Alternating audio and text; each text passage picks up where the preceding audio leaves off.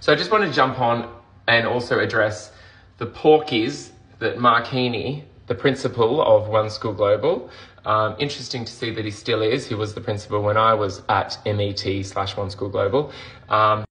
Let's just get straight into it. So Mark has said here, and I'm just going to try and catch my eyeballs before they roll so hard into my head. He rejects the claims that they've been widely reported by former members that its members could not attend university and married women could not work. Yes, we're a bit different. Every church is.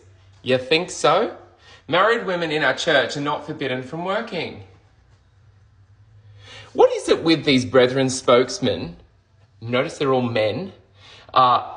Telling the truth, but 10% skewed. Let me recorrect this coarse narrative for you, Mark. They have no sign up that says you cannot work, women cannot work, or are forbidden from working. That's right. But the society is so that the coercive control is such that it demands from them such a rigorous role in the community, being a mum and producing children and keeping the house perfect and entertaining non-stop. And what I mean by entertaining is the dinners, the lunches, most of them arranged. You know, you get a list on a Friday night with who you have to have for lunch on Sunday. Like, you know, everything is so controlled. The women don't have time to work. And then on top of that, they are rostered on at Campus & Co., a brethren-only school shop. Notice the link here, money circling back to the school. We'll come back to that. They are rostered on to volunteer, not paid, volunteer work. So the women that do work, like my sisters, went to work until marriage, which is usually only 1 or 2 years. The women that still work are the ones that didn't get married. Or the ones that did work, because there used to be a married woman that used to work at my work. She just didn't have kids. That's why she had to do something with her time. I guess that's what they used to say. That's why she's here. You know, she wasn't blessed with children. It's God's judgment. It's God's discipline. That's, you know, God's divine sovereignty, or whatever they like to quote to justify their actions or their control. Forbidden from working. Yes, there are women in our church who choose to dedicate themselves to life and marriage and children. Some who don't. There's no different to the rest of society. Mark, come here. That's very different to the rest of society. Extremely different. Shows how out of touch you are with the real world. The women here who don't have children or don't get married is because A, they're not married because you're not allowed to have children without it, and they've been left on the shelf, we used to call it. One of the leaders did say that marriage isn't for, you know, women don't have to worry because marriage isn't for everyone. Like that was okay, you know. And then you've got him saying that there are women that choose to dedicate themselves to a life of marriage and children. Yeah, because they have no choice to. That's the society norm within there, the coercive general control of the whole situation. They don't have a choice. Of course they're going to. If my mum stood up and said, nah, you know what? I want to be a lawyer, my dad would have said and done everything, and we would have too as kids supported his claims to push her back into her box and tell her to stop being a contentious housewife, as they call them, and get back to work. Like your job is the Lord, is the family, is looking after the family, is raising children, is getting ready for, you know, the break or the lunch on Sunday. This is an absolute lie. Our children are not prevented from attending university, with some amongst our flock. Your PR team needs to get on board here. Stop using cult words. You wonder why you get called a cult? This is so culty. Anyway, my opinion, I guess. Choosing to study at university online. TAFE courses online is not a university degree. I was forced to do one by my boss because I wanted to. He was like, you've got to study something. I was like, I don't want to. Not for me. Study isn't for me.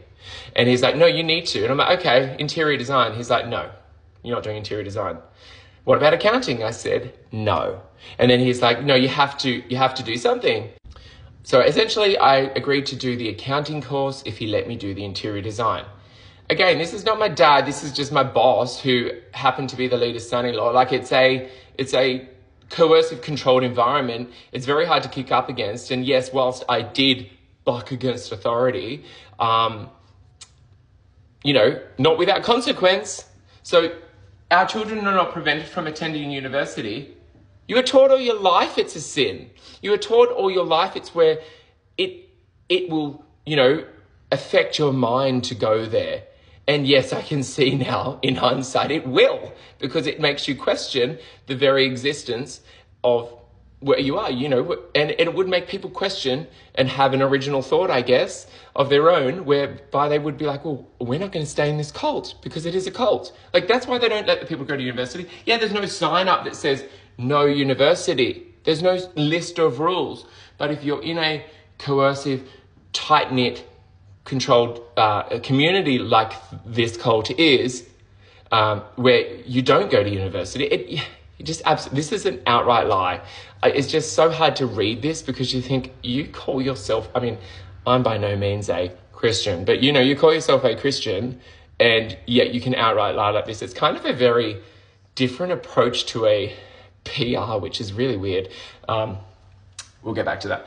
So moving on.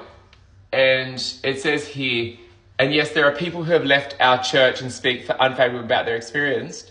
And whilst that is regrettable, it is barely a unique situation for a Christian church to find itself in. Like any church, we hope that the people will stay with us, but wish them well if they choose to leave. How do you wish them well, Mark? By excommunicating them or having a silly rule like that whereby the family are no longer allowed to talk to them? Is that ostracization? Is that wishing them well? Is the no contact, the destroying of family relationships, the breakdown of family relationships, the control over family relationships, is that wishing somebody well? Is that freedom of choice? You can leave, not without consequence. You know the consequence. Obviously, that's why most of us have left. But we're speaking about up for the unjust, that is for the people in there without the voices that don't know how to leave because they are too afraid of what they will lose. And I understand that. I was so close with my mother, and I understand what it costs you to leave and what you're losing. That was a relationship I lost. So that isn't wishing them well. And it's, again, shows how out of touch the Brethren spokesmen, and notice they're all men, I have to repeat myself, are with real mainstream Christian churches, because I have many friends of different walks of life who have parents that are Christian or kids that are, or Muslim or whatever. When they leave that religion, there is no consequence like there is leaving the Plymouth Brethren Christian Church. There is no manipulation of family relationships from the church within to the family. Like it's family does its own thing. Religion's another. And yes, whilst we might or might not believe in it, there's no wishing, there's no wishing them well when it comes to the Brethren family. You say it's hardly a unique situation for a Christian church to find itself in. This shows how out of touch you are with real Christian churches.